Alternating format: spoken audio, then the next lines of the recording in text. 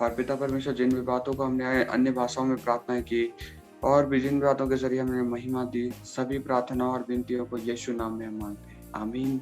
आमीन। आमीन आमीन। मैंने आप सभी से हमेशा कहा है कि एक भविष्यद्वक्ता के मुंह से परमेश्वर बोलता है। और क्या ये वचन में लिखा हुआ है?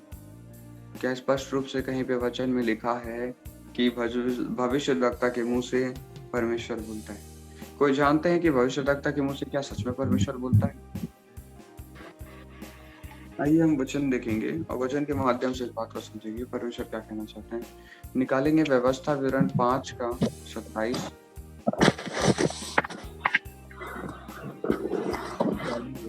व्यवस्था विवरण 5 का 27।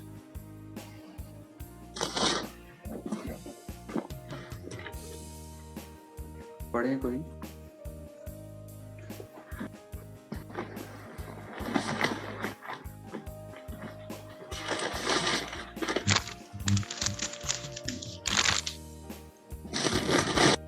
भैया 22 का 27 है। हाँ, 5 का 27 पढ़िएगा और सभी बाकी म्यूट रखेंगे अपने माइक को, और जो बोलने जा रहे हैं वही बात तू समीप जा और जो कुछ हमारे परमेश्वर यहोवा यह उससे सुन ले, फिर जो कोई हमारे परमेश्वर यहोवा कहे उससे हम को कहना, और हम उसे सुने और उसे मानेंगे। हालेलुया। यहाँ पे मूसा के विषय में लिखा हुआ है कि मूसा से लोग क्या कह रहे हैं, इसलिए तू समीप जा परमेश्वर के, और जो कुछ हमारा परमेश्वर यहोवा कहे उसे सुन। देखिए, एक भविष्यद्वक्ता क्या कर रहा है यहाँ पे, परमेश्वर की आवाज को सुनता है, फिर उसके बाद क्या हो रहा है, फिर जो कुछ हमारा परमेश्वर यहोवा कहे उसे हमसे कहना। मतलब कि जो कुछ परमेश्वर कहे वह तू कहना, और हम उसे सुनेंगे और उसे मानेंगे। हालेलुया। ये वचन से हमें पता चलता है कि एक भविष्यद्वक्ता के मुंह से परमेश्वर बोलता है, क्योंकि भविष्यद्वक्ता परमेश्वर की आवाजों को सुनता है और परमेश्वर की आवाजों को सुनकर बोलता है। इसलिए परमेश्वर के निमित्त जितनी भी भविष्यवाणियों को हम देखते हैं वो कैसे होती है, परमेश्वर से सुनना और फिर बोलना। आमीन। और इस बात को हम कैसे देख सकते हैं, एक और वचन हम पढ़ेंगे, 26वां वचन को पढ़ें।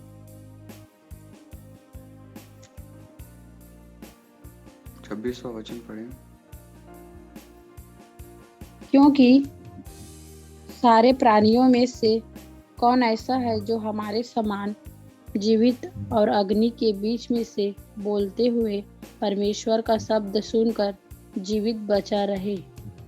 क्या आप जानते हैं, जब यीशु मसीह के समय पे जब मूसा जो था, एक ऐसा, मैंने आपसे सभी को बताया था कि मूसा कितना ज्यादा तकलीफों से अपने जीवन को जिया। उसने पहले राजा का अच्छा जीवन जिया, परंतु जब उसे पता चला कि यहोवा मेरा परमेश्वर, ने सब कुछ त्याग दिया। क्या आप जानते हैं, जब आप मूसा की कहानी जानते हैं, मूसा के साथ क्या हुआ था कि मूसा जैसे ही मूसा जैसे ही एक गुलामी के घर में पैदा हुआ, गुलामों के बीच में पैदा हुआ। यहूदी लोग जब मिस्र में गुलाम थे, वहां उनके बीच में वो पैदा हुआ, और उस समय यहूदियों के बच्चों को मार दिया जाता था, फिर भी ये बच्चा बच गया, 3 महीने तक बचा रहा। फिर इस पता चला सैनिकों के कोई बच्चे हैं और उनके पास, तो उन्हें भी मार दिया जाए करके फरमान निकला, तो उन्होंने उसे नदी में बहा दिया। और नदी में जब उसे बहा दिया तो फिर मिस्र की ही राजा की जो बेटी है, उस राजा की बेटी है, उसने उसे गोद ले लिया। नदी में उसे वो नहा रही थी, उस समय उसने देखा कोई बच्चा बहकर जा रहा है और उसका कोई बच्चा नहीं था, इसलिए उसने चुपके से उस बच्चे को रख लिया और घोषित कर दिया कि ये मेरा बच्चा है। और मूसा एक राजा का जीवन जिया जब तक उसे नहीं पता था। फिर एक दिन क्या होता है कि कैसे ना कैसे उसके जीवन में सच्चाई पता चलती है कि वो राजा का बेटा नहीं है या रानी का बेटा नहीं है और उसके राजघराने का नहीं है वो, और उसे पता चलता है कि मैं यहूदी हूँ और यहूदियों का परमेश्वर यहोवा है। उसने उसी वक्त उस राज्य को त्याग दिया और कहा, मैं इस राजपाट को त्यागता हूँ क्योंकि मैं यहोवा का हूँ और ये मेरा नहीं। और उसने पूरी रीति से उस बात को त्यागने के बाद फिर बहुत सारी बातें उसके विरुद्ध में उठी, और फिर उसके बाद क्या होता है कि मूसा को रेगिस्तान में फेंक दिया जाता है। मूसा जैसे तैसे जीवित बचता है, गडोरियों के बीच में पहुंचता है और असली यहूदी जो लोग रहते थे, उन लोग के देश जो था, जहां पर सीनै पर्वत था, उसके नीचे वो लोग रहा करते थे उस समय यहूदी लोग, जो बाकी यहूदी लोग थे, गडरिये और बाकी सभी। तो मूसा वहां जाके पहुंचा, वो देखता था कि पहाड़ के ऊपर एक बहुत बड़ा सा एक बादल है, जो बहुत ज्यादा आग और अग्नि के समान जल रहा है और एकदम सुनहरे कलर में वो चमक रहा है और बहुत एक आग का सा उससे प्रतीत हो रहा है। जब वो लोगों से उसने पूछा कि ये क्या है, तो उसने कहा कि ये यहोवा की उपस्थिति है, वो हमारा परमेश्वर सीनै पर्वत पे विराजमान है, परंतु आज तक कोई वहां ना गया। परंतु परमेश्वर की महिमा देखो, उसने मूसा को वहां बुलाया और मूसा वहां गया और परमेश्वर से बातें की। हालेलुया। एक ऐसा व्यक्ति, सोचिए, जो परमेश्वर से सब डरते थे, कोई उस परमेश्वर की उस तेज के सामने, उस अग्नि के सामने खड़ा नहीं हो सकता था, वहां मूसा ना सिर्फ खड़ा हुआ, उसने परमेश्वर के शब्द सुने और उसके शब्द को फिर बोला। आमीन। ये है भविष्यद्वक्ताई सामर्थ, परमेश्वर की सामर्थ को महसूस करना और उसे बोलना और प्रकट करना ही परमेश्वर की सामर्थ है। यही भविष्यद्वक्ताई रूप से हम सेवकाई को देखते हैं और इस प्रकार से ही मूसा कर पाया। हालेलुया। ये इस प्रकार से परमेश्वर ने मूसा को चुना और मूसा ही एक ऐसा व्यक्ति था जो सिर्फ परमेश्वर की उस अग्निमय तेज को सह पाया। इसीलिए 27वें वचन में लोगों ने क्या कहा, इसलिए तू समीप जा, क्योंकि कोई और तो समीप जा नहीं सकता था, इसलिए उसे कहे, लोग कहते थे, इसलिए तू समीप जा और जो कुछ हमारा परमेश्वर कहे उसे सुन ले।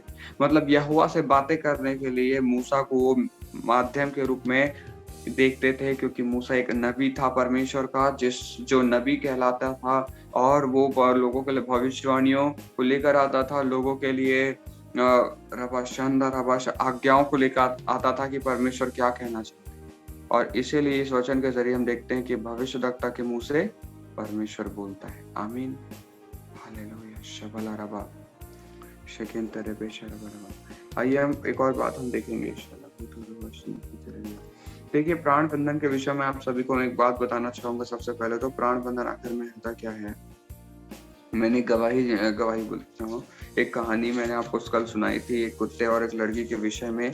उस लड़की के साथ क्या हुआ, उसका जीना मरना उस कुत्ते के साथ ठहर गया था, क्योंकि उसने सबसे पहला प्यार किसको बना लिया, अपना घर वालों से भी बढ़कर उसने एक कुत्ते को अपना ज्यादा जाना, इसीलिए उसका प्राण बंधन कुत्ते के साथ हुआ। आज ठीक उसी प्रकार से हमारा प्राण बंधन किसके किसके साथ हो सकता है। आप समझिए, हम किसी से प्रेम करते हैं तो हमारा प्रेम भी प्राण बंधनों में आता है। हमारा डर है कोई चीज का, आप ऐसे समझिए, आपको बहुत गहरे पानी का डर है, आप ज्यादा गहरे पानी में जाने से डरते हैं। कई बार नदियों में जैसे नाव होते हैं पतवार वाले, उनमें आप सवार ना होना चाहते हो, क्योंकि आपको भय लगता है पानी में मैं डूब जाऊंगा कि क्या हो जाएगा।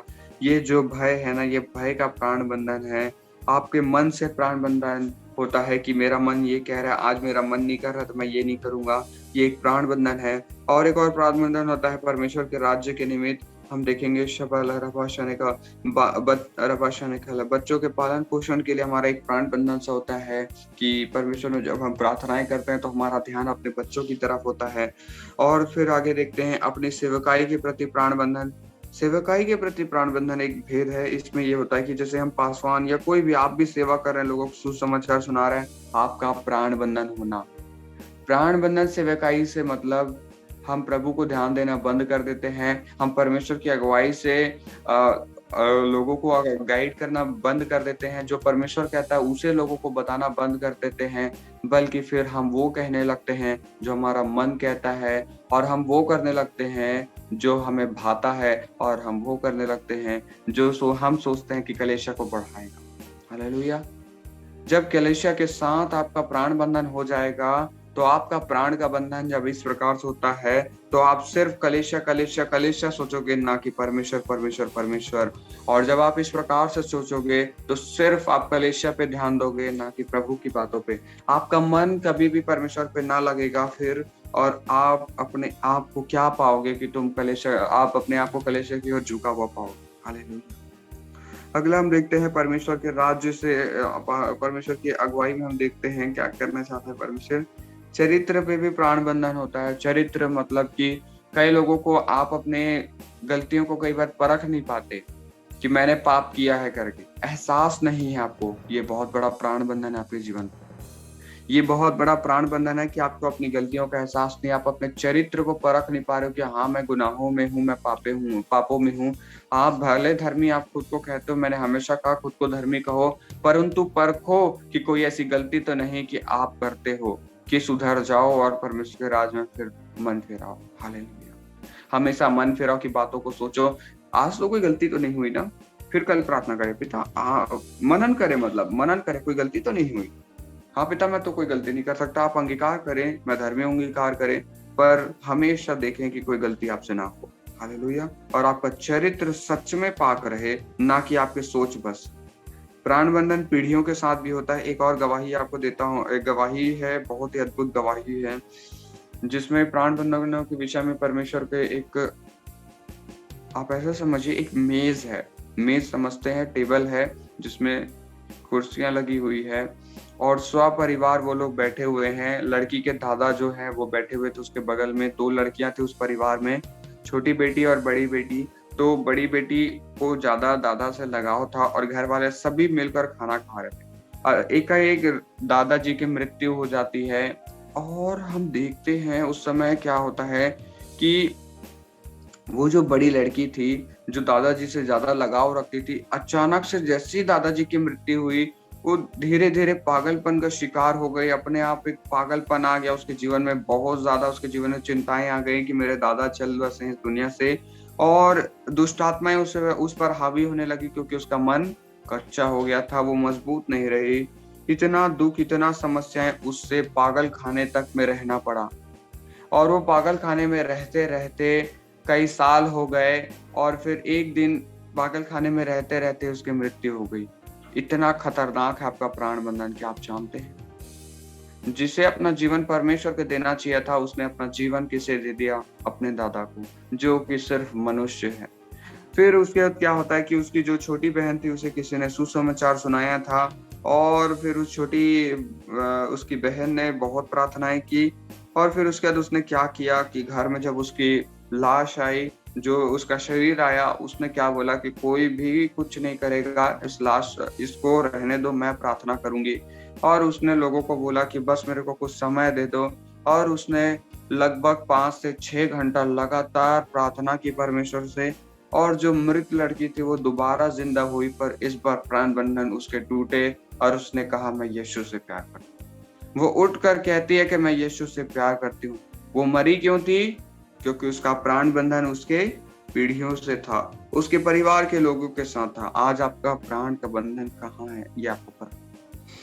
और हम देखते हैं आपका प्राण बंधन शरीर की स्वस्थता से भी होता है, स्वास्थ्य से होता है। आप ये सोचते हैं मैं स्वस्थ हूँ करके आपका प्राण बंधन हो जाता है, तो आपका प्राण बंधन स्वस्थता से कैसे होता है? देखिए, आपको हल्की सी भी चोट लग जाएगी या तो फिर आपको थोड़ा सा भी बुखार हो जाएगा तो आप घबरा जाते हैं, ये प्राण बंधन है।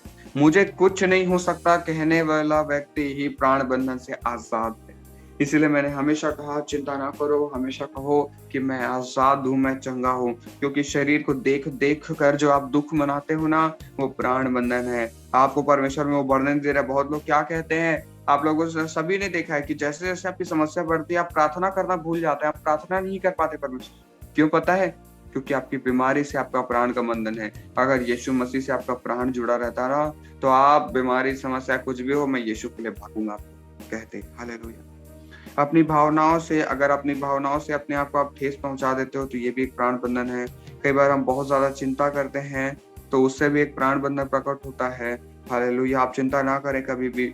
और क्षमा ना करने से भी प्राण बंधन प्रकट होता है। देखिए, क्षमा ना करने का मतलब कैसे प्राण बंधन प्रकट होता है? जब हम किसी व्यक्ति को क्षमा नहीं करते तो हम क्या सोचते हैं कि इस व्यक्ति ने मेरे साथ बहुत बुरा किया है, उसके साथ भी बहुत बुरा हो। और इस सोच में रहते रहते हमारे साथ कितनों बातों में हम नीचे चले जाते हैं, हम पता नहीं चलता। हम अपनी आशीषों को खोने लगते हैं दूसरों को ना क्षमा करके।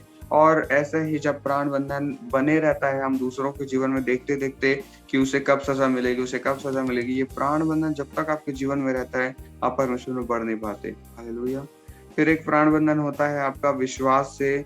आप कहते हो कि मैं परमेश्वर पर बहुत विश्वास करता हूँ, पर आपने अपने विश्वास को नहीं परखा। हाँ, विश्वास करना है, परंतु विश्वास को परखना है कि किस स्तर में है। क्या आप ऐसा विश्वास रखते हैं जो सही नहीं है, तो भी आपको बचना है, क्योंकि आपका विश्वास कैसा है। दूसरा, कई बार हम पासवानों पे विश्वास रखते हैं, मनुष्यों पे विश्वास रखते हैं। सावधान, अगर आपका प्राण का बंधन पास्टर के साथ है, तो एक दिन पास्टर ने आपको मूर्ति पूजा करने को भी कह दिया, तो आप मूर्ति पूजा करने लगोगे और आपको लगेगा मैं ऐसा क्यों करूंगा, मैं तो प्रभु से भरा हुआ हूँ। नहीं, मैं आपको एक गवाही बताता हूँ, एक व्यक्ति के साथ ऐसा हो चुका है। एक कलीसिया थी और वो प्रार्थना करते थे प्रभु में। एक पास्टर को शैतान ने भरमा दिया और शैतान उसके माइंड में बहुत डिस्टरबेंस लाया, उसके जीवन में भेदे नहीं थी पास्टर के जीवन में। अचानक से वो भटक गया परमेश्वर में, और कलीसिया के लोग भी पास्टर के साथ भटक गए। क्यों पास्टर के साथ वो लोग भटक गए? क्योंकि उनका प्राण का बंधन, उनके विश्वास का बंधन किसके साथ था? पास्टर के साथ था। ठीक उसी प्रकार से अपने आप को आजाद रखें। पास्टर क्या कहता है या कोई अगुवा क्या कहता है, वचनों को परखें, अवचनों को परखें। परखने के जरिए अपने प्राण के बंधनों से बचें, अपनी बुलाहट से बंधन। हालेलुया। तो देखिए, बुलाहट के विषय में ये रहता है, आप अपनी बुलाहट को नहीं परखते रहते और सिर्फ आपको लगता है कि परमेश्वर ने मुझे सिर्फ प्रार्थना करने के लिए बुलाया है। ये सिर्फ बंधन है। परमेश्वर ने क्या कहा? आत्मिक वरदानों की धुन में रहो। वरदान की धुन में रहो नहीं कहा परमेश्वर ने, वरदानों की धुन में रहो। वरदानों की धुन में रहो। आप एक वरदान पाते हैं, उसका चुप बैठ जाते हैं कि परमेश्वर ने मुझे भविष्यवाणी का वरदान दिया, मैं बहुत आनंदित हूँ, खुश हूँ। आप पूरा पुकार कर कहते हैं, चिल्ला कर गवाही देते हैं कि परमेश्वर ने मुझे सिर्फ भविष्यवाणी का वरदान दिया, और सिर्फ उसी में आप चलने लगते हैं। परंतु परमेश्वर आपसे कहता है, प्राण बंधन मत रखो अपनी बुलाहट से, उससे बढ़कर कुछ मांगो। आप एक भविष्यद्वक्ता बनते हो, परमेश्वर आपके मुख से बोलता है, इसका मतलब अब अपने मुख को ऐसा इस्तेमाल करो कि आत्मा आपके मुख से अनुवाद करना चालू करे, भेदों को खोलना चालू करे, क्योंकि एक भविष्यद्वक्ता का ये भी काम है। तो आप अपनी बुलाहट से भी प्राण बंधन ना रखें। दूसरा, सर्वोच्च बुलाहट को अपने को समझना है। देखिए, हम कई बार क्या सोचते हैं, परमेश्वर ने मुझे भविष्यद्वक्ता बना दिया, इसका मतलब मैं भविष्यद्वक्ता बन गया क्या? नहीं। किसी ने अपोस्टल आपको बना दिया, क्या आप अपोस्टल हो गए क्या? हर बार ऐसा नहीं होता। आपकी सच्ची बुलाहट कुछ और होती है, और प्राण बंधन की वजह से आप एक छोटे से वरदान को पाकर अपनी बुलाहट को भूलने वाले हो जाते हैं। हालेलुया। तो जब भी आपको कोई वरदान मिलता है परमेश्वर से, हमेशा प्रार्थना में रखें, मेरी बुलाहट में तू मुझे चला। और हो सकता है आपकी बुलाहट आपके वरदानों से कुछ अलग हो। देखिए, सच्ची बुलाहट एक अलग तरीके की होती है। जैसे कि आपको मैं बताता हूँ, परमेश्वर से मैंने क्या पूछा था परमेश्वर से कि बेटा मेरी बुलाहट क्या है। मैंने परमेश्वर से पूछा, कोई जवाब नहीं आया। मेरे को कुछ समझ नहीं आया। मैं बोला कि ये कैसे हो रहा है, परमेश्वर मेरी अगुवाई क्यों नहीं कर रहा है। ना मेरे को कोई पास्टर था जो बताया, ना मेरे जीवन में कोई ऐसे पास्टर है जिन्होंने मुझे कभी बताया कि मैं कैसे परमेश्वर की अगुवाई लूं। मैं बहुत गहराई से सोचने लगा कि कैसे होगा। उसके बाद मैंने परमेश्वर से प्रार्थना की, फिर परमेश्वर से पूछा, मुझे वरदान मिलेंगे परमेश्वर? क्या मुझे सारे वरदान मिलेंगे? कुछ भी जवाब नहीं है परमेश्वर का। मैं फिर चिंता में चले गया, परमेश्वर को जवाब क्यों नहीं मिलता? भाई, सबसे बातें करता है, सब पास्टर लोग परमेश्वर से बातें करते हैं, मेरे से भी बात करे परमेश्वर, मैं भी चाहता हूँ मुझसे बात करे। पास्टरों में ऐसा क्या खास है पिता, मुझे बता। फिर भी कुछ जवाब नहीं आ रहा है। मैं बहुत चिंता में था। फिर उसके बाद फिर मैं बराका गया, कुछ बात, मतलब बहुत सारी बातों को मैंने सीखा। फिर मैं बराका से आता हूँ और मेरे को परमेश्वर फिर धीरे धीरे बातें करना चालू करता है, और मुझे समझ में आता है, मैंने तुझे सारा वरदान दिया है, मैंने तुझे अपोस्टल का वरदान दिया है। अब अपोस्टल का वरदान देने का मतलब, मैंने फिर परमेश्वर से पूछा, अच्छा परमेश्वर, देखिए मैंने परमेश्वर से सवाल कर रहा हूँ, सुनिए ध्यान से, मैं परमेश्वर से सवाल पूछ रहा हूँ। आप क्या सोचते हैं, आप पिता से नहीं पूछ सकते, आपको पूछना है। मैं परमेश्वर से पूछने लगा, अगर मैं अपोस्टल हूँ परमेश्वर, तो एक अपोस्टल के अंदर क्या क्या वरदान होना चाहिए। अब फिर परमेश्वर ने मुझे बताना चालू किया, वरदानों में ऐसा एक अपोस्टल के अंदर वरदान होता है। कलीसिया में वो अगुवाई सबसे बड़ा होता है, सारी कलीसियाओं का वो लीडर होता है। और एक अपोस्टल के क्या क्या गुण होते हैं, परमेश्वर ने मुझे बताया कि वो अन्य भाषाओं में बातें करेगा, वो अन्य भाषाओं को अनुवाद कर सकेगा। एक अपोस्टल के अंदर ये गुण होता है कि परमेश्वर के इतने भेद उसके अंदर छुपा होता है कि वचन के सारे भेद वो बता सकता है, क्योंकि वो नहीं बोलेगा, हर समय उसके अंदर से आत्मा बोलेगी। हालेलुया। और परमेश्वर ने ऐसे करके पूरे बहुत सारे भेदों को चालू किया मेरे जीवन में बताना। तब जाके मैंने परमेश्वर से बहुत सारे सवाल पूछे कि परमेश्वर और बता, समझ नहीं आ रहा है। अब भी मेरे को परमेश्वर बताता था, फिर भी मैं कहता था मुझे समझ नहीं आ रहा है। तब जाके कहीं परमेश्वर ने मुझे कहा, ये है अपोस्टल का मतलब। हालेलुया। आज लोग इवेंजलिस्ट लिखते हैं, अपने आप को सुसमाचारक कहते हैं, अपने आप को प्रेरित कहते हैं, अपने आप को अपोस्टल कहते हैं, अपने आप को प्रोफेट कहते हैं, भविष्यवक्ता कहते हैं, पर क्या वो वैसा जीवन जीते हैं? मैं कहता हूँ नहीं। लिख देने बस से नहीं होता, उनके गुणों को परखो। क्या अपोस्टल के गुण उस आदमी में है? अगर नहीं तो अपोस्टल नहीं है, उसने अपने आप से अपने आप को अपोस्टल कहा। अगर कोई भविष्यवक्ता ने, प्रोफेट ने कहा कि मैं प्रोफेट हूं, पर उसने भविष्यवाणी नहीं की, उसने लोगों के जीवन में परमेश्वर की योजनाओं को जाकर प्रकट नहीं किया, तो भविष्यवक्ता नहीं है। मैं आपको एक बात बताता हूँ, आप कितने लोग बजेंद्र सिंह के बारे में जानते हैं? कितने लोग आप लोग बजेंद्र सिंह के बारे में जानते हैं? जी जानते हैं। आप लोग क्या जानते हैं उनके विषय में? कैसे व्यक्ति हैं वो? नहीं, आप नहीं जाना ना?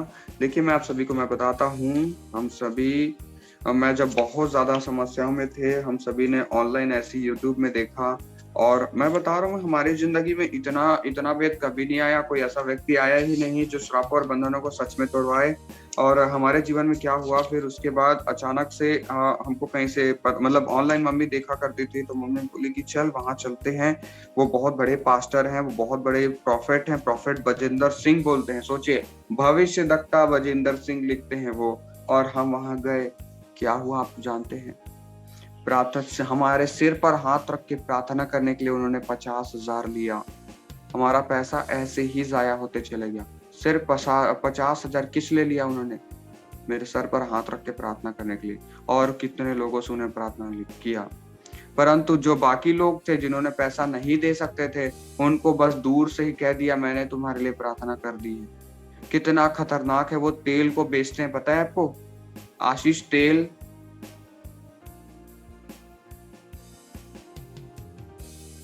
वो आशीष तेल को बेचते हैं, आशीष पानी को बेचते हैं। कितना खतरनाक है ये। एक पास्टर जो परमेश्वर ने जिसे मुफ्त में, मैंने तुम्हें सेत मेद से दिया, तुम भी सेत मेद से दो कहा, और उस व्यक्ति ने क्या करना चालू किया है? तेल और पानी को बेचना चालू किया है। और कलेशिया के लोगों से जब मैं बातें की, जो लोग पहले से आते हैं, ये बहुत अच्छे पास्टर है कह रहे हैं, इसका मतलब उनका प्राण का बंधन पास्टर के साथ है। वो पास्टर की गलतियों को नहीं देख पा रहे, पास्टर कितना भी गलती करेगा तो भी पास्टर सही है, ये लोगों की सोच में है। नहीं, हमेशा अगुओं को परखो, क्योंकि जीवन आपका है। देखिए, अगर वो देखिए, ऐसा नहीं है कि कोई व्यक्ति आपका अगुवाई कर रहा है और वो अगर नर्क चले जाए तो आपको भी नर्क चले जाना है। आपको हमेशा सचेत रहना है। और एक और सावधानी की बात, चलिए तेल पानी बेचा, और उससे एक खतरनाक स्तर मैं बताऊं, बीच में एक गवाही आई थी एक लड़की की, उन्हीं के चर्च से। उसने क्या गवाही दी? पास्टर जी ने जो साबुन बनाया, वो बजेंद्र सिंह जो है एक साबुन भी बेचते हैं, जिस साबुन में वो प्रार्थना करते हैं, और प्रार्थना के जरिए क्या कहते हैं पता है? उस साबुन, वो आशीष का साबुन है। कितना खतरनाक है वो आशीष का साबुन। और उस बहन ने क्या गवाही दी? उस साबुन से मैं नहाने से मैं गोरी हो गई। एक व्यक्ति गोरा होने के लिए जा रहा है। क्या हो रहा है कलेसिया में? आज इतने भविष्यवक्ताओं के बारे में सुनते हैं, प्रोफेट बजेंद्र सिंह, हालेलुया, भविष्यवक्ता बजेंद्र सिंह, नाम का भविष्यवक्ता बस हो गया ये तो। और मैं किसी पास्टर के विषय में कह रहा हूं, ऐसा आप सोच रहे होंगे। मुझे डर नहीं लगता, क्योंकि मैं आपके सामने अगर नहीं बताऊं कि वो व्यक्ति कैसा है, आप भटक जाएंगे। अगर वो भविष्यवक्ता होता और मैं अगर उसके विरुद्ध में कुछ कहता तो मैं गलत होता, परंतु वे भविष्यवक्ता नहीं, वो परमेश्वर का दास ना रहा। उसने जिस दिन अपने मन को फिरा लिया ना परमेश्वर के वचनों से, उस दिन वो परमेश्वर का दास ना रहा। हालेलुया। और मैं उसके बारे में आपको खुल के कह सकता हूँ, एक झूठा भविष्यवक्ता है वो। अब से पहले वो सच्चा भविष्यवक्ता था, पर अब वो तेल पानी को बेचता है। तेल, आशीष जल, आशीष पानी को बेचता है, आशीष करके साबुनों को बेचता है। वो व्यापार कर रहा है। परमेश्वर का वचन नहीं है उसके पास, अब वो व्यापार कर रहे हैं। कितने लोग इस भेद को जानते हैं? मैंने करीब से देखा है। हालेलुया। क्या आप जानते हैं, जब वहां बैठे हुए थे, बहुत तकलीफ के साथ 3 घंटा 4 घंटा हमारी ट्रेन तक छूट गई थी। कितनी मुश्किल उस समय ट्रेन को ऑनलाइन बुकिंग करना आता था करके हम बच गए। नहीं फिर सोचिए, जिसको ट्रेन की बुकिंग नहीं आती वो आदमी कहाँ भागेगा। नया शहर, पंजाबी लोग, वहां पंजाबी भाषा, किसी से आप ढंग से बात नहीं कर सकते। कोई मदद करने वाला नहीं है। आप जाके कहाँ ट्रेन की बुकिंग कराएंगे कि आप घर लौट सके? कितना मुश्किलों को सहते हुए हम फिर लौट कर आए। हमारा बहुत ज्यादा नुकसान हुआ, लाखों का नुकसान हो गया समझिए उसी समय। इतना नुकसान क्यों? सिर्फ एक भविष्यवक्ता की वजह से। ये खतरनाक है। इसीलिए अपने अगुओं से प्राण बंधन मत रखो, अगुओं को भी परखो। अगर अगुआ गलत है, भागो, दूर भागो। क्यों पता है? क्योंकि अगुआ गिरेगा और आप भी उसके साथ। आप ऐसा समझिए, जंजीर आपके साथ अगर बंधी हुई है, प्राण बंधन आपके साथ बंधा हुआ है, अगर वो जंजीर आपसे भी लिपटी हुई है, जो जंजीर उसमें लिपटी हुई है पास्टर के साथ, तो जब वो नर्क में गिरेगा, आप भी लिपटे हुए जंजीर से आप भी खींचे जाओगे, आप भी खिंचा जाओगे, अपने आप को रोक नहीं पाओगे।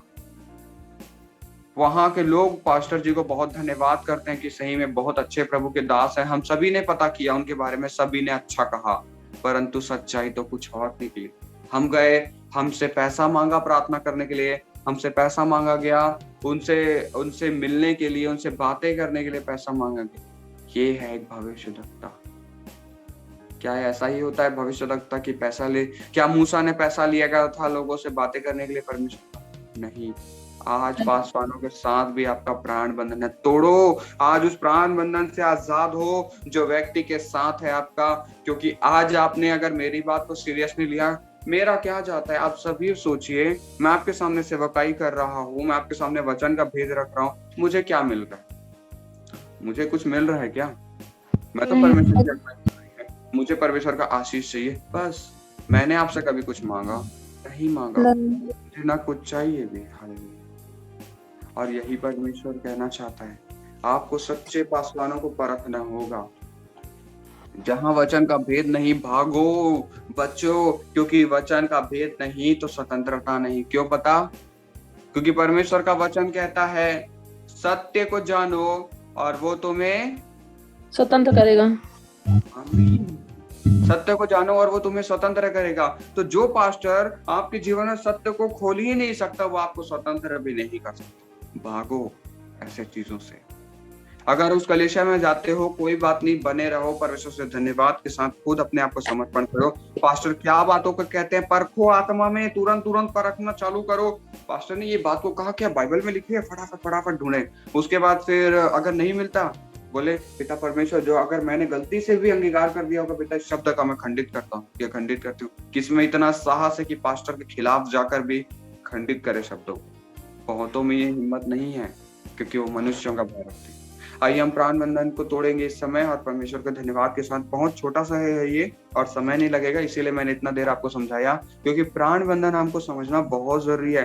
प्राण बंधन का मतलब ही यही होता है कि हम देखिए, कोई व्यक्ति अगर बर्बाद होगा तो उसके साथ हम भी बर्बाद होंगे। बंधन क्या है? जंजीर है। आप समझिए, एक ऐसी जंजीर है जिससे आप भी बंधे हुए हैं और सामने वाला व्यक्ति भी। अगर पासवान ने कह दिया कि आप अपने आप को ऐसा कहो, आप ऐसी प्रार्थना करो, और आपने आत्मा में वो बात को नहीं परखा, आपने गलत अंगीकार कर दिया, तो क्या होगा फिर? वो तो जंजीर के साथ बंधा हुआ है, आपको भी उसी जंजीर से उसने बांध डाला।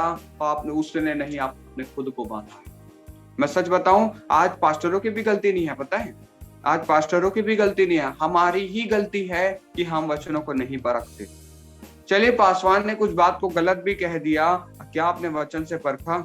क्या आपने पिता से प्रार्थना की कि पिता हमारे पासवान को और ज्यादा पिता वचनों का भेद दीजिए? क्या आपने एक पासवान के लिए प्रार्थना किया कि पिता उसे भी बचा, उसके भी जीवन को बदल, कि वो हमारे जीवन के लिए प्रार्थना करता है?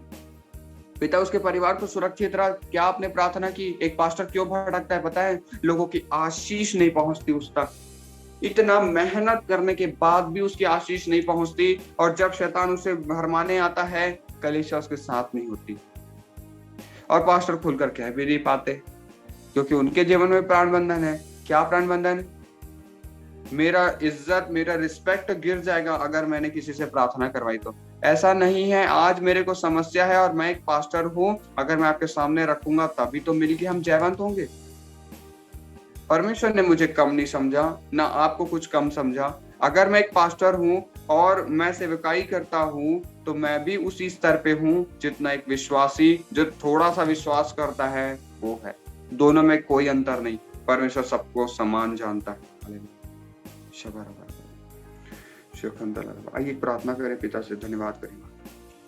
आइए सभी कहें, पिता परमेश्वर, पर आज जो प्राण बंधन हम तोड़ने जा रहे हैं, आज जो प्राण बंधन तोड़ने जा रहे हैं, पिता परमेश्वर, पिता परमेश्वर, अगर कोई भी प्राण बंधन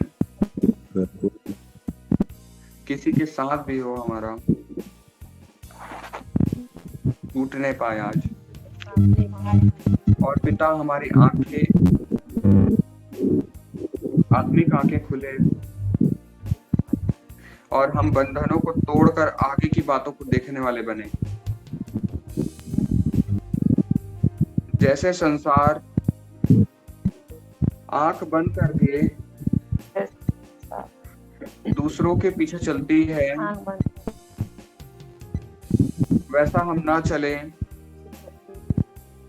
वैसे वरन आजाद होकर आप में बढ़ने वाले अपने भाई। पिता, हम आपकी अगुवाई में चल रहे हैं, हम आपका धन्यवाद करते हैं। धन्यवाद, आपने प्रार्थना को सुना पिता। धन्यवाद पिता, प्रार्थना को सुनकर आपने उसको उत्तर दे दिया है। धन्यवाद पिता, आपने प्रार्थना अगुवाई में सुना। और धन्यवाद के साथ विनती यीशु नाम में मांगते हैं, आमीन आमीन आमीन। हालेलुया। आइए हम अंगीकार करेंगे और पिता के लिए भी हम बंधनों को तोड़ेंगे। शबर रबर रबर रातरो स्तरावाश। सभी माइक को म्यूट रखेंगे इस बार, और लक्ष्मी आंटी जी आपका भी माइक को म्यूट रखेगा। आपका माइक यहाँ से म्यूट नहीं होता, आपके माइक से वॉइस आ रही है।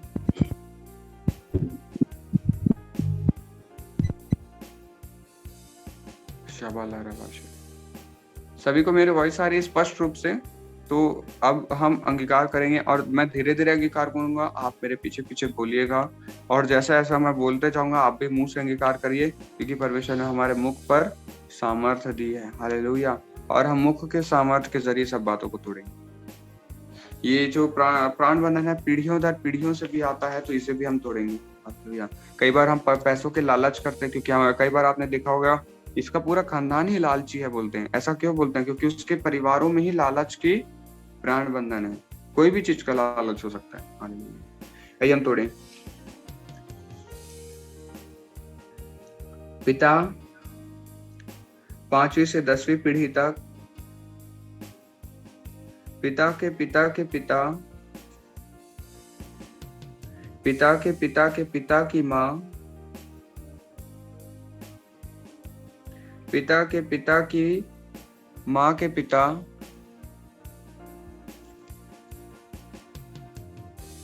स्क्रीन में दिखा है उसे ना पढ़ें, जैसा मैं बोलते जा रहा हूँ उसे पढ़ते जाएं। एक मिनट। शबल रबाश के तेरे, एक मिनट। शबर रहन दो रबाश। आइए हम फिर से एक बार कहेंगे, सभी धीरज से कहेंगे, और सिर्फ रबाश जिसका माइक स्पष्ट है सिर्फ एक कोई माइक को खोलें, जिससे मेरे को थोड़ा सहूलियत हो कि आप बोल पाए हैं कि नहीं पूरा। सिर्फ एक ही सिस्टर को अलाउड है, या कोई भी एक खोलें ताकि कोई डिस्टरबेंस ना आए।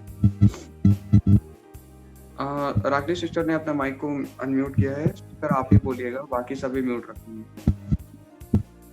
आइए सभी कहे फिर। पिता 5वीं से 10वीं पीढ़ी तक, 5वीं से 10वीं पीढ़ी तक, पिता के पिता के पिता के पिता के पिता, पिता के पिता के पिता की माँ, पिता के पिता के पिता की माँ, पिता के पिता की माँ के पिता, पिता के पिता की माँ के पिता, पिता के पिता की माँ की माँ, पिता के पिता की माँ की माँ, पिता के माँ के पिता के पिता, पिता के माँ के पिता के पिता, पिता की माँ के पिता की माँ, पिता की माँ के पिता की माँ, पिता की माँ की माँ के पिता, पिता की माँ की माँ के पिता, पिता की माँ की माँ की माँ की माँ, पिता की माँ की माँ की माँ, पिता के पिता के पिता, पिता के पिता के पिता,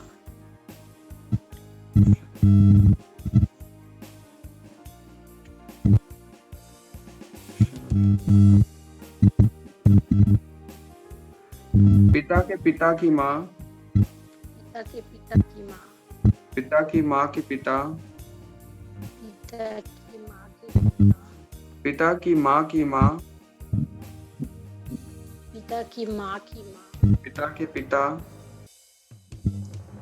पिता की माँ,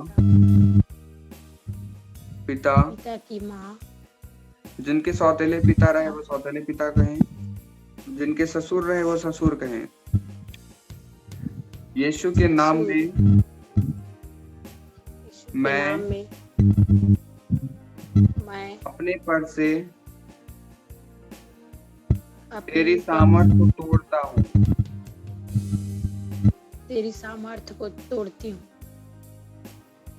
शैतान, मैं यीशु के नाम में मैं यीशु के नाम में और उसके लहू के द्वारा और उसके लहू के मुझ द्वारा मुझ पर इनके द्वारा इनके द्वारा आई तेरी शक्ति को आई तेरी शक्ति तोड़ता तोड़ और नाश करता हूँ।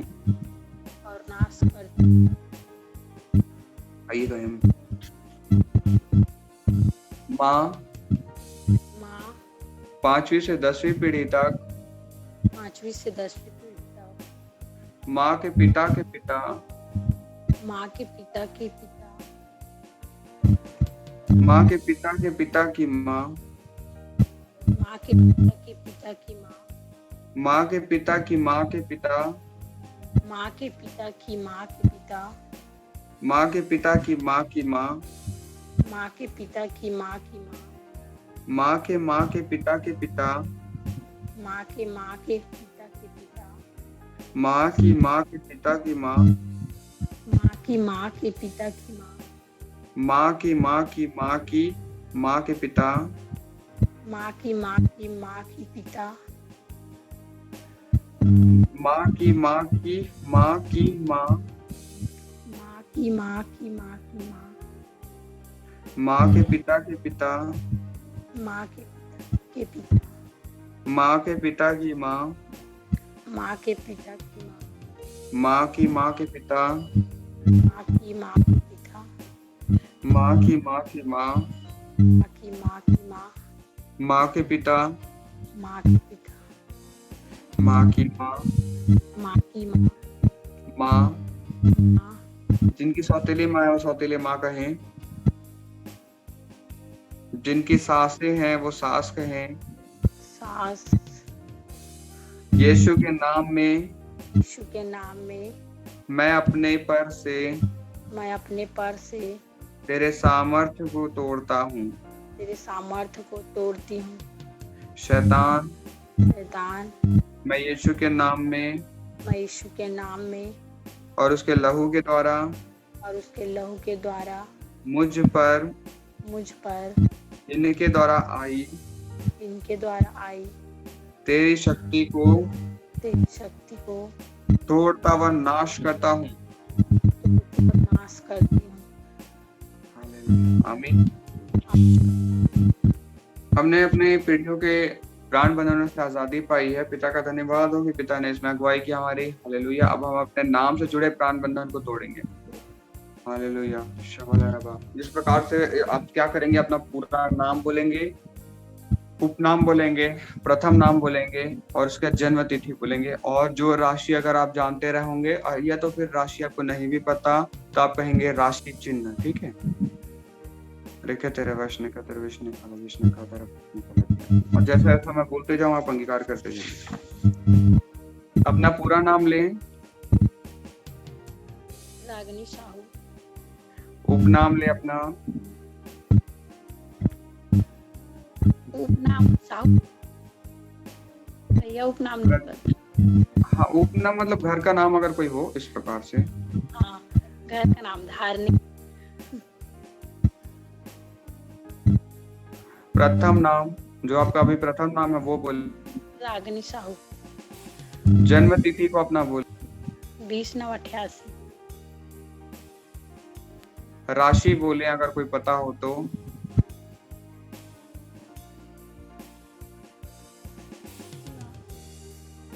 सभी कहें और कोई राशि मुझसे जोड़ी गई।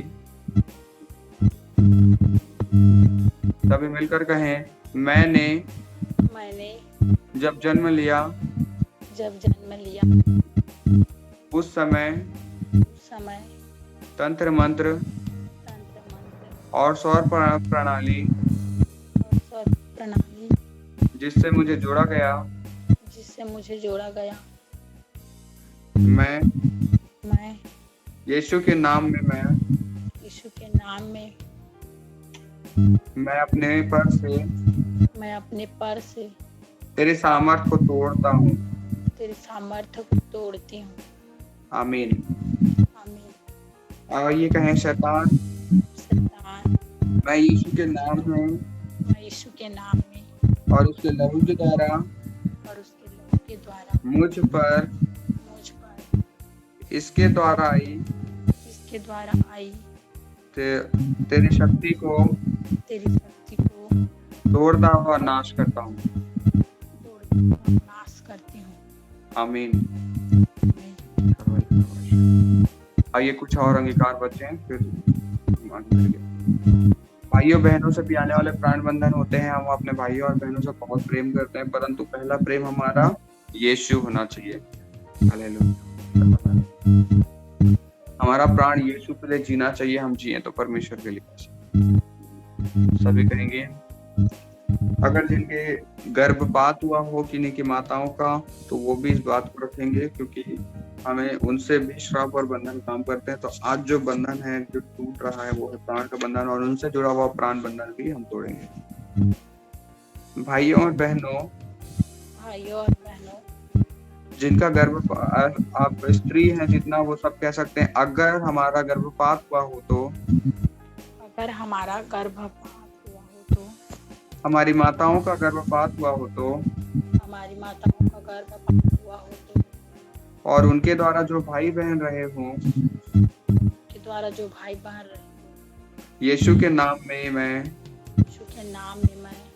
अपने पर से तेरे सामर्थ्य को तोड़ता हूँ। शैतान मैं यीशु के नाम में और उसके लहू के द्वारा जो भी बंधन मेरे भाइयों बहनों सभी कहेंगे और जिनका गर्भपात भी हुआ होगा ये द्वारा आई तेरे शक्ति को तोड़ता व नाश करता हूँ। आमीन। देखिए होता क्या है, कई बार हमारे माता पिता जो रहते हैं, हमारी माता को गर्भपात हुआ करके हमें पता नहीं होता। हम तो बच्चे हैं, हमें कुछ पता नहीं होता। हम बड़े होने के बाद भी हमें कुछ बातें पता नहीं चलती और हमको पता नहीं होता, तो उससे भी प्राण बंधन जुड़े रहते हैं। तो इसीलिए इस प्रकार से हमें अंगीकार करना जरूरी है। सभी ने तोड़ा, परमेश्वर का धन्यवाद। आइए हम तोड़े। जो पति पत्नी के लिए कहेंगे, जो अगर किसी की दोबारा शादी हुई है तो भी वो कहें कि पूर्व पत्नी, इस प्रकार से आप अंगीकार करें, उसको भी अंगीकार करना। सबसे पहले आप सभी कहेंगे, सभी जितने हस्बैंड वाइफ हैं उन लोग प्रार्थना करेंगे, जिनकी शादी नहीं हुई वो अंगीकार ना करेंगे।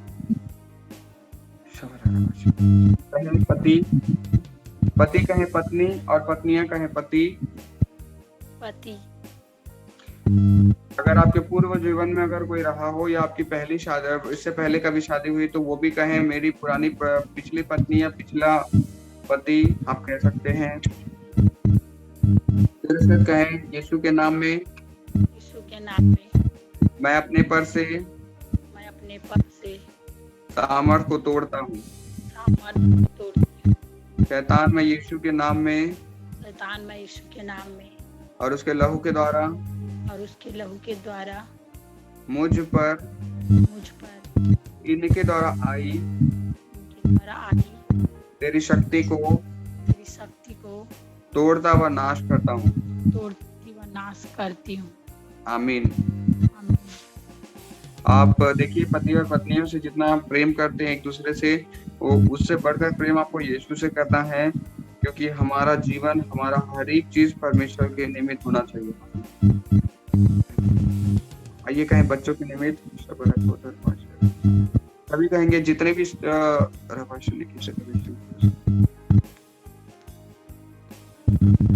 यहाँ पे पति और पत्नियां जितनी हैं, जितने भी जिनकी शादियां हो चुकी हैं, वो अंगीकार करेंगे। बच्चे बच्चे जो हैं जो है और जिनका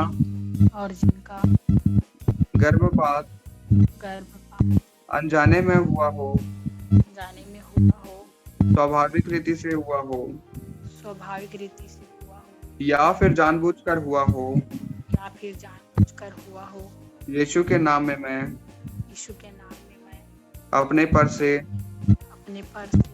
तेरी सामर्थ को तोड़ता हूँ। तेरे सामर्थ्य को तोड़ती हूँ। शैतान मैं यीशु के नाम में और उसके लहू के द्वारा मुझ पर इनके द्वारा आई तेरी शक्ति को तोड़ता हुआ नाश करता हूँ। आमीन। देखिए, हम अपने बच्चों से ज्यादा प्रेम करते हैं परमेश्वर से। हम जब प्रार्थना करते हैं, हमारा मन अपने बच्चों की ओर ज्यादा लगता है। ये भी प्राण बंधन की तरह है, तो इससे भी आपने प्राण बंधनों में जयवंतता पाई है। आप बहुत अच्छी से प्रार्थना करने वाले। अगर आप देखिए, स्पष्ट रूप से यहाँ पे लिखा हुआ है, विवाह से बाहर आपका किसी के साथ अगर कोई संबंध रहा हो तो उसे भी आपको तोड़ना जरूरी है। तो जिनका संबंध रहा हो वो कहेंगे कि मेरा विवाह से पहले जो भी संबंध रहा, जिनके साथ भी रहा, यीशु के नाम में मैं अपने पर से मेरी सामर्थ को तोड़ता हूँ। शैतान मैं यीशु के नाम में और उसके लहू के द्वारा मुझ पर इनके द्वारा आई तेरी शक्ति को तोड़ता व नाश करता हूँ।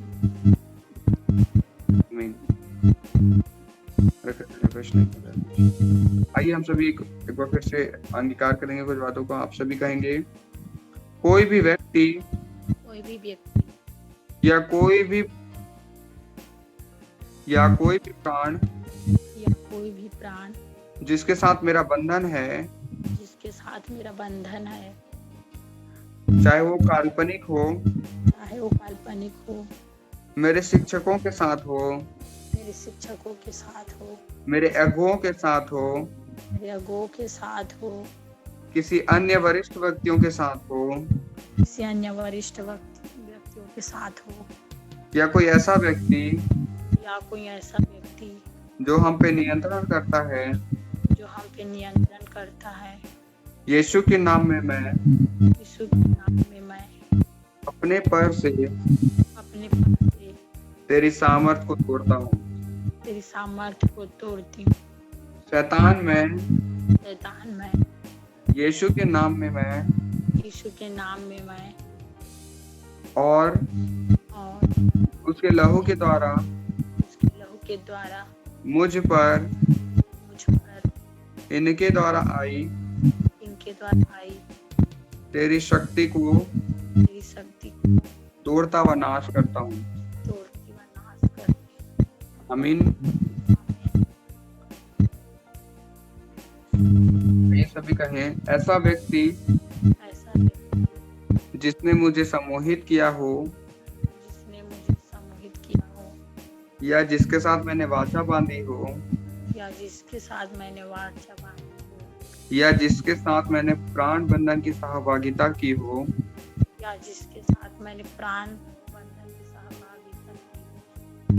यीशु के नाम में अपने पर से तेरी सामर्थ को तोड़ता हूँ। शैतान मैं यीशु के नाम में और उसके लहू के द्वारा मुझ पर इनके द्वारा आई तेरी शक्ति को तेरी शक्ति को तोड़ता तोड़ती व नाश करता। व नाश करती। आमीन। आमीन। Hallelujah, hallelujah. Hallelujah, hallelujah. Hallelujah. सभी का एक साथ, अंततः अंततः मैं स्वतंत्र हो गया है। अंततः मैं स्वतंत्र हो गया हूँ। मैं स्वतंत्र हो गई। अंततः अंततः मैं स्वतंत्र हो गया हूँ। मैं स्वतंत्र हो गई हूँ। आमीन। अब से आप कैसा जीवन बिताएं? सिर्फ परमेश्वर के भय में। मनुष्य भी अगर आपको कितना भी बड़ा व्यक्ति आ जाए, इस देश का प्रधानमंत्री भी आपको अगर कहे ना, मोदी यहाँ पर आके खड़ा होके भी कहे कि तेरे को ये काम को करना है, उससे कह देना कि मैं क्यों करूं, ये मेरा पिता अगुवाई नहीं करता। ऐसी हिम्मत आपके अंदर होनी चाहिए। हालेलुया। कि आप प्रधानमंत्री को मना कर सको, देश के इतने बड़े व्यक्ति को आप मना कर सको, इतनी सामर्थ्य आपके अंदर होनी चाहिए। फिर तो छोटे मोटे व्यक्तियों को मना करना तो बहुत आसान है। हालेलुया।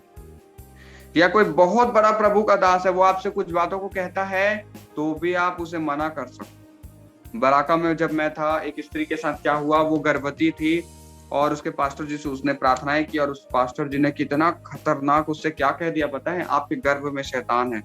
और उस लड़की ने भागते हुए रोते हुए दूसरे पास्टरों के पास गई, जो वहीं कलीसिया के लोग, मतलब वो पास्टर बाहर के थे, बराका के नहीं थे, जिन्होंने उसके लिए वैसा कहा, वो उनके कलीसिया के ही पास्टर थे और वो कलीसिया के पास्टर के साथ आई हुई थी।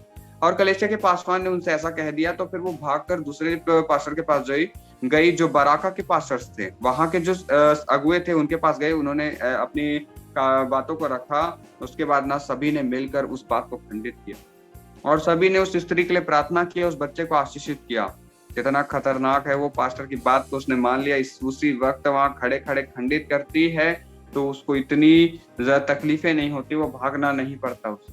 तुरंत पास्टर के सामने उसके मुंह पर कहो, मैं यीशु के नाम से खंडित करती हूँ, तेरे जो भी बात आपके मुख से निकली यीशु के नाम से मैं खंडित करती हूँ, मेरे ऊपर ये बातें लागू नहीं होती। अगर आपके अंदर ये हिम्मत आ गई ना, स्वर्ग जाने से कोई दुनिया की ताकत नहीं होती। Hallelujah, hallelujah. आइए हम सभी एक दूसरे के लिए प्रार्थना करें। पिता का हम धन्यवाद करेंगे। पिता परमेश्वर, फिर आपके समीप आते हैं, इस बार आपके धन्य समीप आते हैं, आपका धन्यवाद करते हैं। आपका धन्यवाद करते हैं। बीते दिनों में आपने संभाला, बीते दिनों में आपने संभाला, आज भी एक नए दिन को आपने दिखाया, एक नए दिन को आपने दिखाया। आप अपनी महिमा में बढ़ा रहे हैं। पिता धन्यवाद करते हैं। अपनी महिमा में बढ़ा रहे हैं। पिता धन्यवाद। पिता परमेश्वर, पिता परमेश्वर, आज हमने प्राण बंधनों से आजादी पाई है।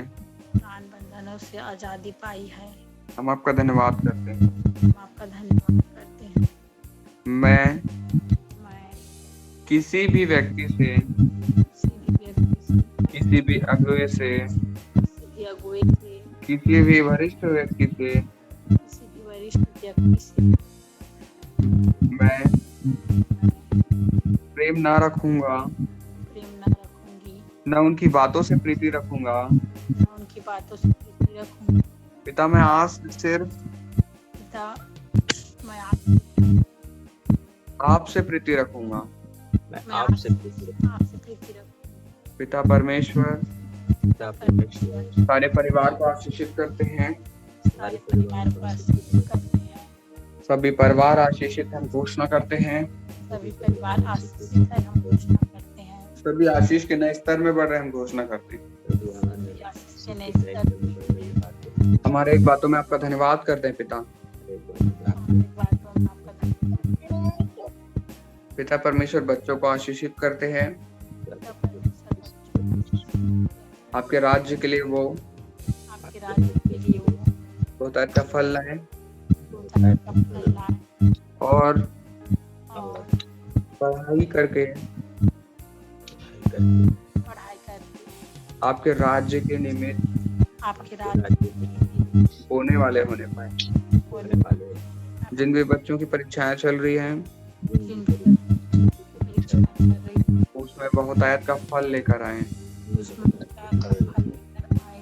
पिता परमेश्वर पिता परमेश्वर सभी को आपने आशीषों के जरिए सभी को आपके आशीषों के जरिए गंगा की आपका धन्यवाद करते हैं। कि आप धन्यवाद करते हैं। पिता धन्यवाद, आपने प्रार्थना को सुना है पिता धन्यवाद और दया से ग्रहण किया है।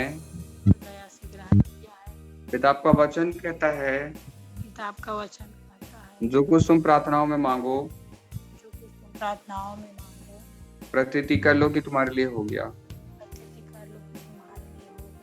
हाँ पिता, हम प्रतीति करते हैं हाँ पिता, हम प्रतीति करते हैं जितनी भी बातों को हमने प्रार्थनाओं में मांगा जितनी भी बातों को हमने प्रार्थनाओं में मांगा तुम्हारे लिए हो गया। हमारे लिए हो।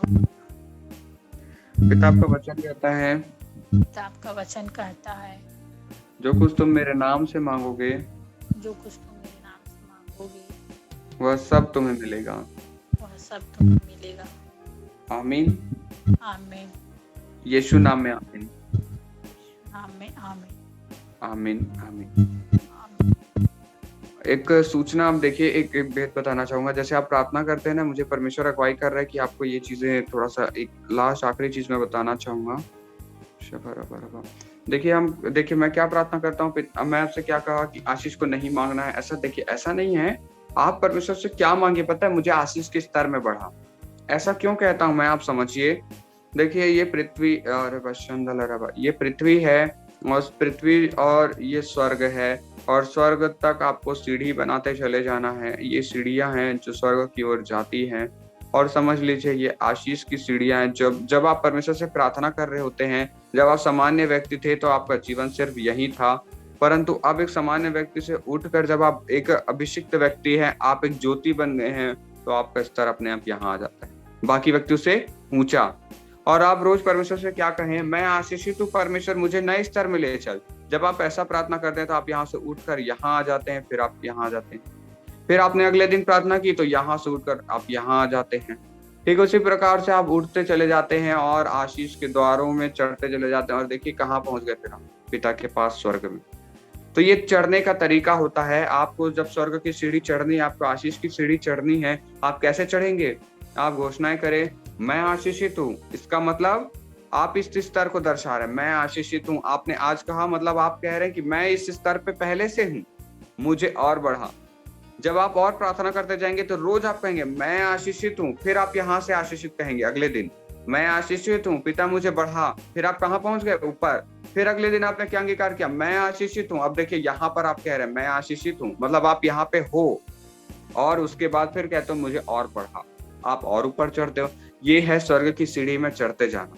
हम हमेशा मांगते हैं ना, पिता अपनी दया कर मुझ पर, अपना अनुग्रह कर। पिता का दया आपके साथ है, अंगीकार आपको करना है। हालेलुया। दया की प्रार्थना करना बंद करिए, परमेश्वर से घोषणा करिए, पिता मुझे तू आशीष में बढ़ा रहा है। दया आपने परमेश्वर में कर दिया। अगर आपको यकीन है कि परमेश्वर ने आपको क्षमा किया है, दया की प्रार्थना बंद कर दो। अगर आपको यकीन है कि आप आशीषित हैं, दया की प्रार्थना बंद कर दो। क्या आप जानते हैं एक व्यक्ति बार बार दया क्यों मांगता है? एक चोर ही बार बार विनती करेगा। एक चोरी कर लिया और एक चोर ने चोरी की है और उसने जाके अगर पुलिस ने उसे पकड़ लिया, वो क्या कहेगा? मुझे छोड़ दो, मुझे छोड़ दो, मुझे छोड़ दो, बार बार। हालेलुया। परंतु एक धर्मी व्यक्ति क्या होगा पता है? एक टाइम तक वो चिल्लाएगा, पता है, मुझे छोड़ दो, मुझे छोड़ दो। उसका तो चुप हो जाएगा। ये कैसे लोग हैं, मैं सही आदमी तो भी लोग मेरे छोड़ते ना, इस लोगों को बोल के कोई, ऐसे वो आदमी सोचेगा, क्योंकि एक धर्मी व्यक्ति को छोड़ नहीं रहे। परंतु एक चोर क्या सोचेगा? विनती करता ही रहेगा, क्योंकि चोर को पता है कि उसने चोरी की है और वो आसानी से क्षमा नहीं पाएगा। परंतु एक धर्मी को पता है कि मैंने कोई गलती नहीं की, क्यों मैं इनसे माफी मांग रहा हूँ, बस अब मैं माफी नहीं मांगूंगा, बहुत हो गया। ऐसा क्यों लगता है उसको? पुलिस वाला सो ऐसा क्यों कह दे रहा है? क्योंकि उसके अंदर में क्या है? धार्मिकता। और धर्मी व्यक्ति कभी क्या कहेगा कि मैंने बार बार, आप दया की प्रार्थना आपने तो की है, परंतु अब करना बंद कर दीजिए। क्यों पता है? क्योंकि परमेश्वर कहता है आप आजाद हो, अब आपको दया की प्रार्थना की जरूरत नहीं है, आप पे दया हो चुकी है। यीशु क्रूस पे कुर्बान हुए, इसका मतलब आप पे दया हुई है। आप आशीषित हो, आप पे दया हुई है। आप दूसरों से अलग हो, आप चुने हुए हो, आप आशीषित हो, आप पे दया हुई है। परमेश्वर ने मैंने कल क्या कहा था, आपको दूसरों से चुनकर बुलाया है और इसका मतलब आप पर दया हुई, दया हो चुकी है। जो दया की प्रार्थना करता है वो चोर है।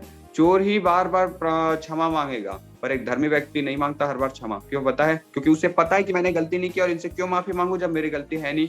अडिग खड़ा रहो। हालेलुया। शबला रवा शेरे बेरे बेरे। हालेलुया।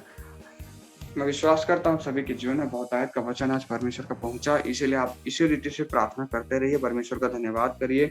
हमेशा कैसे प्रार्थना करना है परखिए। कोई व्यक्ति कैसे प्रार्थना करता है उसे देखना बंद करिए। आप परमेश्वर से पूछिए। अगर परमेश्वर कहता है तो ही वैसा प्रार्थना करे, वरना वैसा ना करे। हालेलुया। किसी से भी सीखने से पहले सतर्क हो जाएं। आमीन। हालेलुया।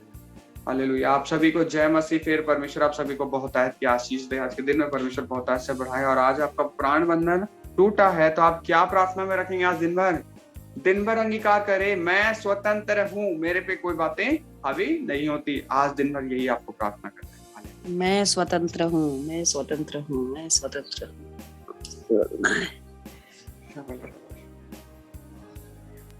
जय मसीह। फिर आप सभी को